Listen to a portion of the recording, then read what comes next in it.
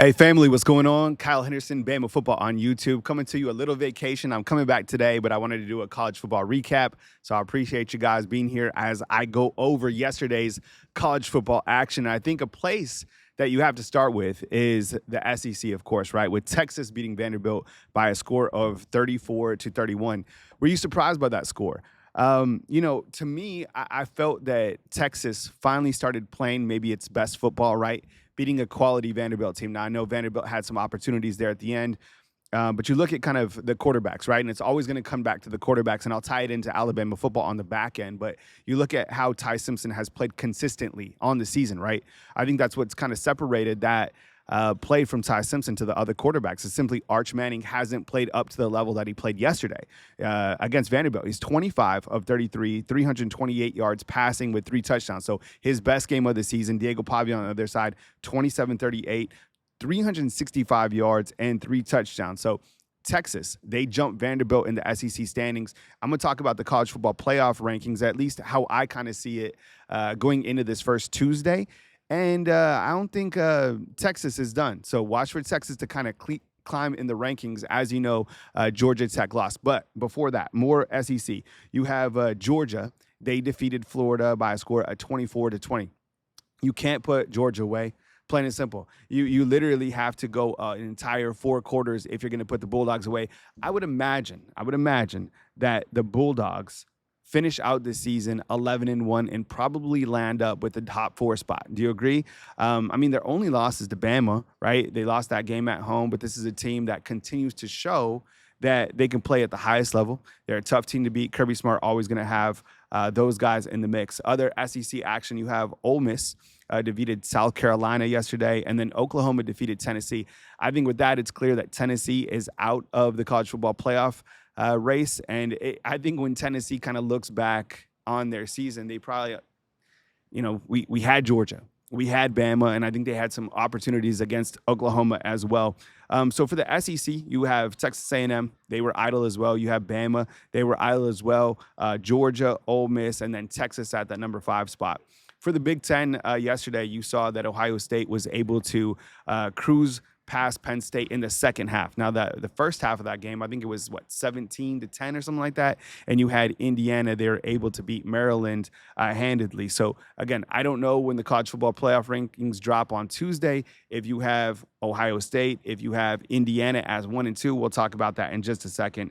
In the ACC, you have Georgia Tech, who took a loss yesterday to NC State, but they still are number 2 in the rankings after their loss, because Virginia is 5-0, so Georgia Tech is 5-1, but Miami is out, fam. So, who would have thought that this Miami team would be here at this point? Same thing with Clemson, right? Clemson now, 3-5 on the season after losing to Duke. The Big 12, it looks like BYU, Cincinnati, kind of up at the top, and then Texas Tech, and then from the AAC, you have North Texas. So, right now, I'll go over my kind of college football playoff rankings, which dropped Tuesday night. And you'll get the AP rankings. I probably won't have a video on that. This will kind of be that pre-video, but we will have a live video Tuesday night to kind of do a reaction to the college football playoff rankings. But this is how I have it so far. I have it Ohio State. And then, honestly, I think you could maybe go Alabama. Now, listen, I know a lot of people probably get upset with that, and that might be a little bit of rat poison. But look, if you want to go off, and the selection committee has said they're going to value wins, right? And quality wins. Well, Oregon has a quality win against Indiana, but Alabama has 4 quality wins against top 25 type teams, right? Or top 25 teams, plain and simple, right? With Missouri, Vanderbilt, Tennessee, and Georgia. No other team in the country can say that. And I think because Alabama's loss happened so early in the season, that it's kind of about what have you been doing for me lately. I'm curious to see if they do hold that narrow win over South Carolina against them. But let's go with Ohio State. Then I'll go with Alabama. Then I'll go with Indiana, because I feel that Indiana has a better win, Oregon, than A&M does against Notre Dame. So I have it Ohio State, Bama, and then I'll go with Indiana, and then I'll go with Texas A&M.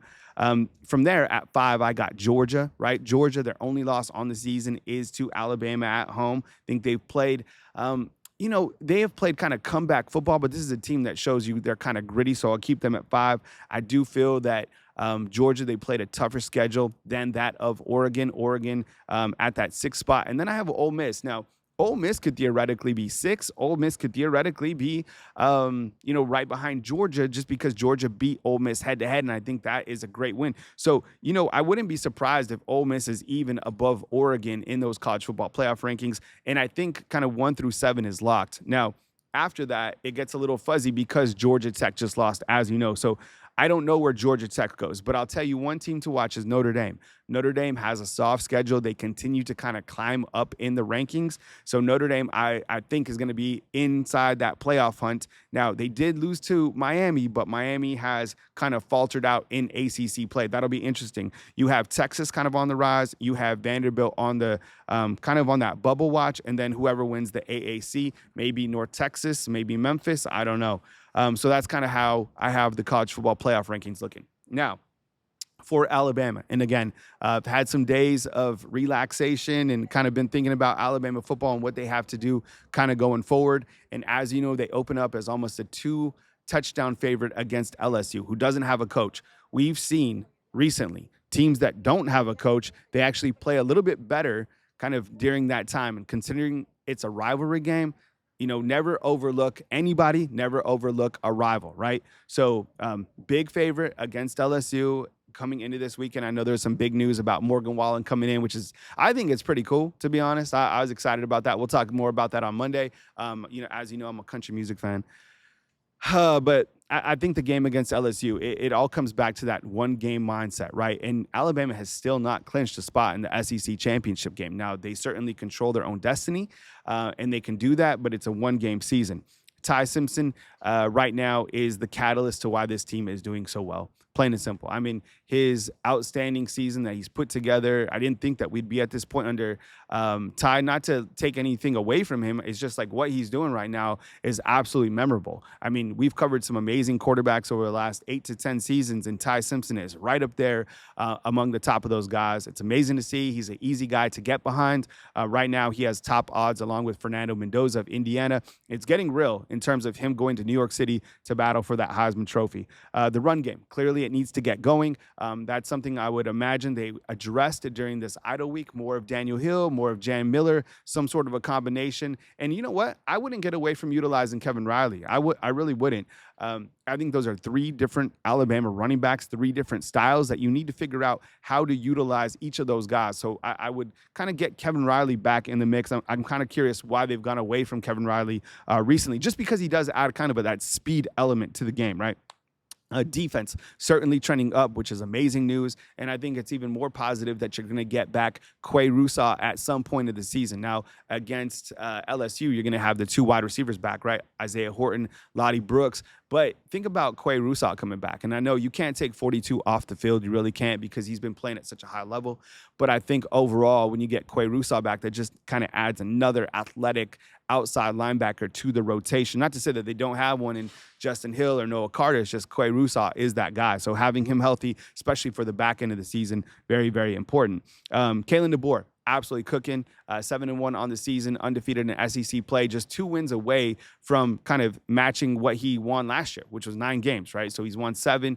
It's a 1-game season. And I think the more we go and the more we watch his metamorphosis as a coach, this guy's cooking 100%. I think he'd be up for some major Coach of the Year awards at the end of the season. I know that's kind of in the rat poison category, but the year-over-year turnaround, there's a lot of people kind of get into the fanatic zone that weren't feeling what Coach Kalen DeBoer was bringing to the table. But I think if you look at recruiting, it's been solid. If you look at the turnaround play, it's been solid. If you look at the quarterback play, which was a critical area to address, that is also on the trend in the upwards mark. So Kalen DeBoer responsible for all that, who he puts here in terms of positional personnel, his assistant coaches, recruiting. Kalen DeBoer, outstanding job. As I said, Alabama controls its own destiny. When you look at the remaining games that Alabama has, you got LSU. You got to take care of the rival. Oklahoma, I think, is going to be a very, very challenging game. I really do. Brett Venables, they beat Tennessee last night. That was a really good football game. This team has a really good defense. They're going to send a lot of pressure at Ty. The offensive line has to take another step forward as we continue to go forward. And I don't know if they're ever going to be great or elite, but, there's been times where we've been a little bit more optimistic about Alabama's offensive line. And then you have Eastern Illinois, and then you have Auburn on the back season. Now, some of the biggest losers yesterday, I'd probably say Auburn losing to Kentucky, not being able to win an SEC game. I think it's very, disappointing if you're an Auburn fan. Surely, is Auburn going to make a move to get rid of Hugh Freeze? I don't know about that. I know there's a lot of talk. But, they're just right there. I don't know. That game's still scary on the back end. Clemson, another big loser yesterday, losing to Duke. Can't believe that they are 3-5, and a lot of people kind of predicted that might be kind of a title team. And then I still go back to the early season. I was never buying Penn State. I was never buying Clemson, and I was never buying LSU. Go back and watch on my videos. Those were not teams that I was buying. I just knew it. Those, and kind of the top end is responsible for that. You look to the Brian Kelly, the James Franklin, and you look to Dabo Swinney. I mean, look, he's kind of done some things lately that have kind of gone the opposite way. But I'm feeling good. Excited to get back home. Excited to jump on my Monday show to catch up with you guys. I've had an amazing vacation. As you know, I'm a father first. It's very important for me to spend time with my kids.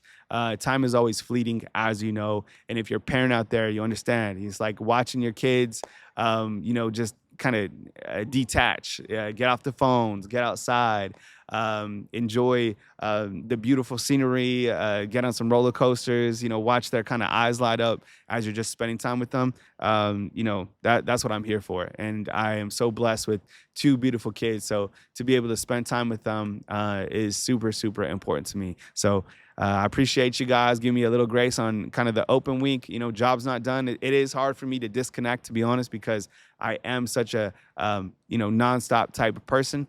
But this is kind of the space that I choose to live in. So thank you very much for kicking it with me during the open week. We'll be back to our scheduled program on Monday. Coming to you from beautiful Orlando, Florida, Kyle Henderson of Bama Football on YouTube. See you, fam.